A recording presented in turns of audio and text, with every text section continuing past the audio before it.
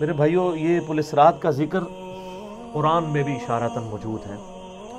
سورہ مریم کے اندر آپ کو 71 نمبر آیت مل جائے گی، پارہ نمبر 16 کے اندر۔ اعوذ باللہ من الشیطان الرجیم، بسم اللہ الرحمن الرحیم۔ دوزخ کے کانٹیکسٹ میں گفتگو کرتے ہوئے اللہ تعالیٰ فرماتا ہے وَإِن مِّنكُمْ إِلَّا وَارِدُهَا، اور کوئی بھی تم میں سے ایسا نہیں ہے مگر یہ کہ اسے دوزخ سے گزرنا پڑے گا۔ کان علی ربہ حتما مقضیہ، یہ تمہارے رب کی طرف سے تقدیر میں شدنی بات ہے، یہ ڈیسٹنی تمہارے لیے مقرر ہے کہ تم سب کو آگ کے اوپر سے گزرنا پڑے گا۔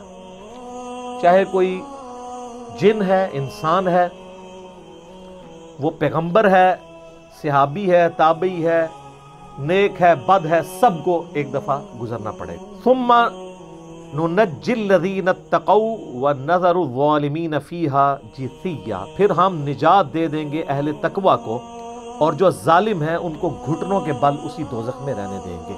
والعیاذ باللہ تعالی، اللہم اجرنا من النار، آمین۔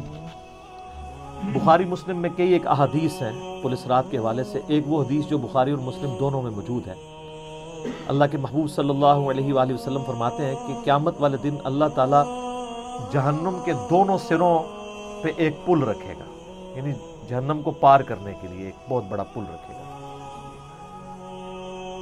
بخاری مسلم کے الفاظ ہیں سب سے پہلے میں اپنی امت کو لے کے اس کے اوپر سے گزروں گا، اور اس کے بعد باقی انبیاء بھی اپنی امت کے لوگوں کو اپنے ساتھ لے کر گزریں گے، اور ہر رسول کی زبان پہ سمیت میرے رب سلم رب سلم رب سلم ہوگا، اے اللہ سلامتی فرمانا، اے اللہ سلامتی فرمانا، اے سلامتی فرمانے والے رب سلامتی فرمانا۔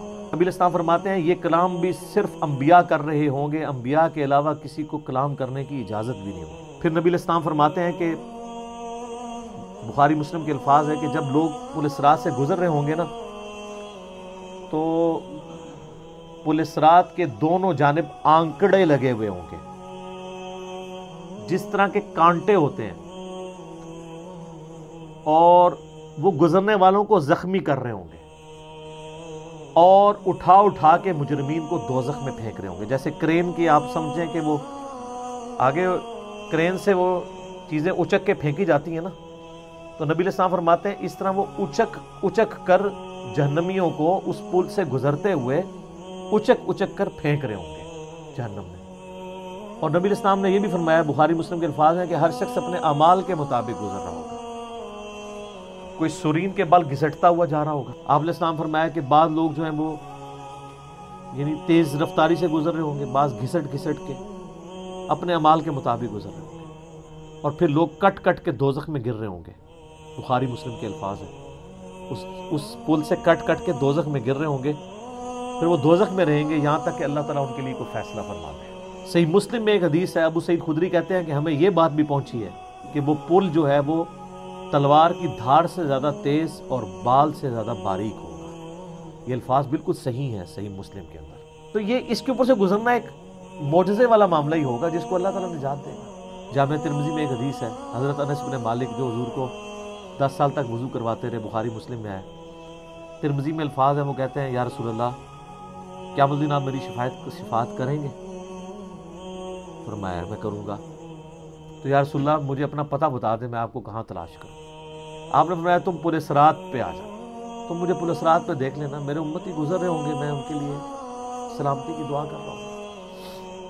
بس اس کو اسی پہ کنکلوڈ کرتے ہیں کہ اللہ تعالیٰ قیامت والے دن ہمیں اپنی رحمت کاملہ سے اپنے محبوب صلی اللہ علیہ وآلہ وسلم کی شفاعت کے ساتھ قیامت کی ساری ہولناکیوں سے بلا حساب و کتاب جنت میں داخلہ عطا فرمائے، آمین ثم آمین۔